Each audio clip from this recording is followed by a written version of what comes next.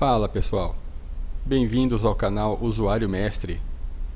Vamos falar sobre os discos rígidos existentes em nossos computadores?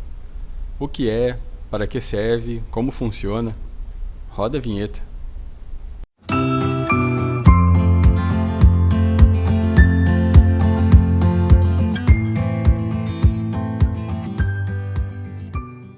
Bom pessoal, o disco rígido, ou como também é muito conhecido, o HD, é um componente eletromecânico existente dentro de nossos computadores e notebooks, que tem como objetivo guardar as informações como o sistema operacional, nossos arquivos, pastas e qualquer outra informação digital que desejarmos.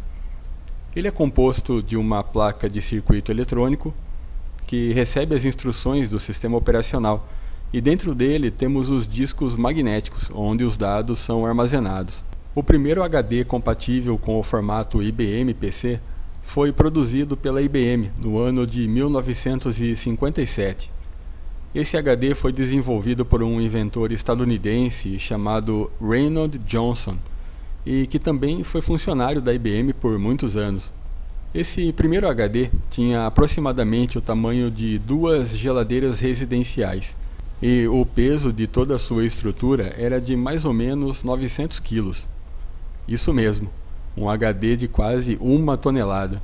Mas todo esse tamanho infelizmente não estava relacionado com a sua capacidade de armazenamento, pois ele só conseguia armazenar exatos 3,75 megabytes de dados.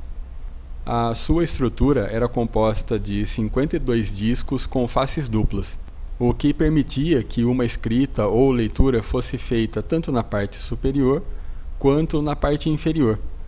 Possuía um único braço que movimentava 2 cabeças que faziam as leituras e gravações em suas faces. Quando uma leitura ou gravação não deveria ser feita na posição onde o braço estava naquele momento, as cabeças eram recuadas para fora dos limites dos discos e o braço se movimentava ou para cima ou para baixo, até que a posição correta do disco selecionado fosse encontrada, e assim a função seria realizada.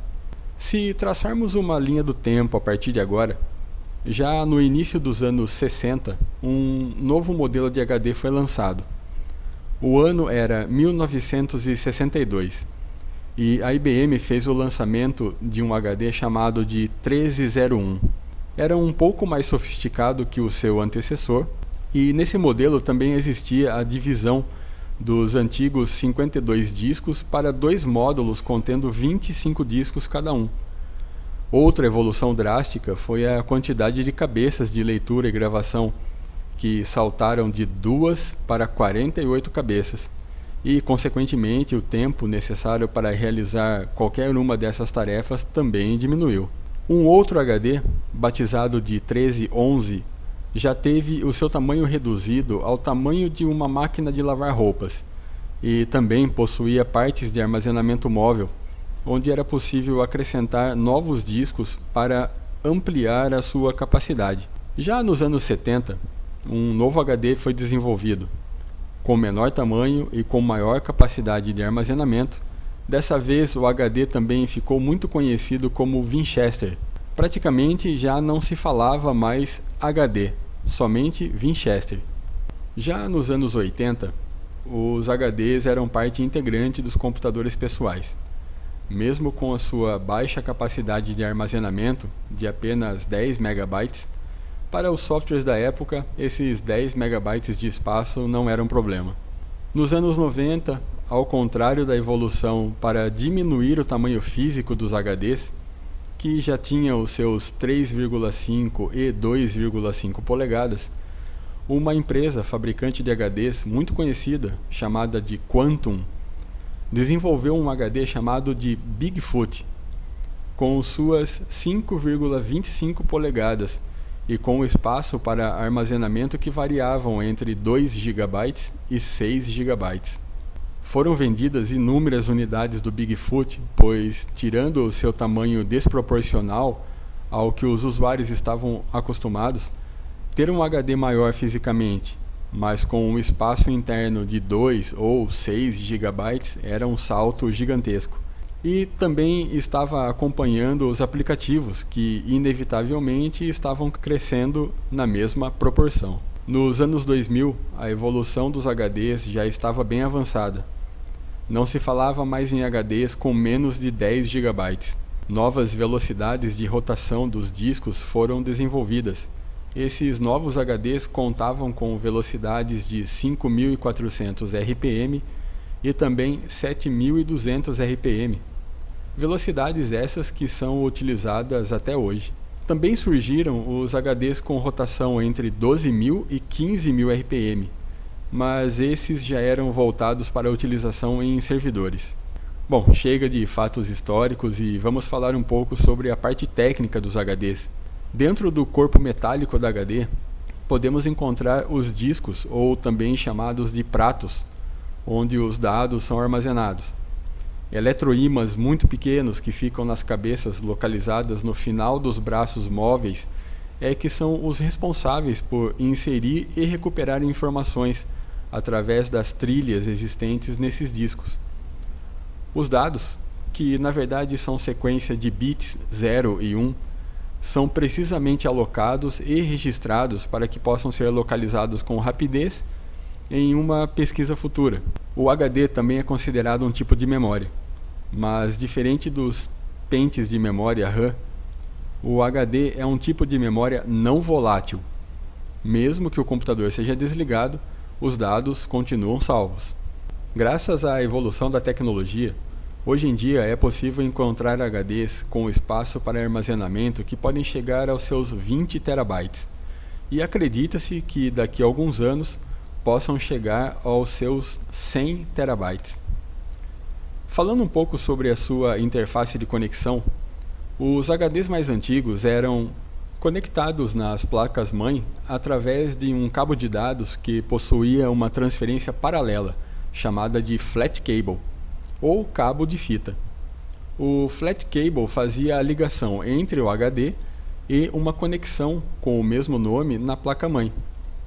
Essa conexão tinha o nome de conexão IDE. Essas conexões também eram conhecidas pela sigla PATA ou PATA.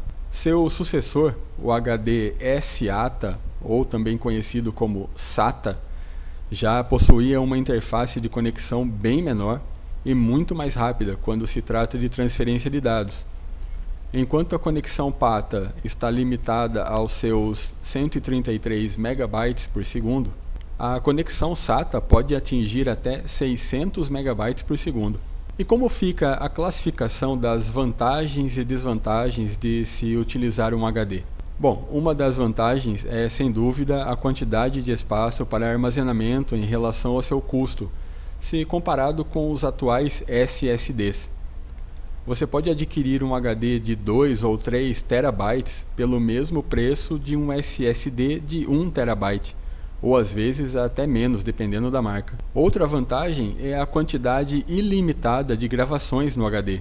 Enquanto o HD estiver em pleno funcionamento de sua vida útil, as gravações serão realizadas. As desvantagens estão relacionadas ao seu maior consumo de energia. Por exemplo, se você usa um HD em um notebook, ele consequentemente consumirá uma maior quantidade de bateria para mantê-lo funcionando. O HD, por ser em sua maior parte mecânico, possui um desgaste maior em seus motores e braços de leitura. Impactos também são grandes inimigos dos HDs, pois um pequeno impacto enquanto o HD estiver ligado, mesmo que não esteja em momento de leitura ou gravação, já pode danificar a sua estrutura e até mesmo inutilizar o disco. Outros pontos, como temperatura elevada, lentidão de leitura e gravação, e em alguns casos raros, barulho da rotação dos discos, também entram no quadro das desvantagens de se utilizar um HD. Certo, pessoal? Então eu espero ter contribuído com essa breve história sobre os HDs. Gostou do vídeo?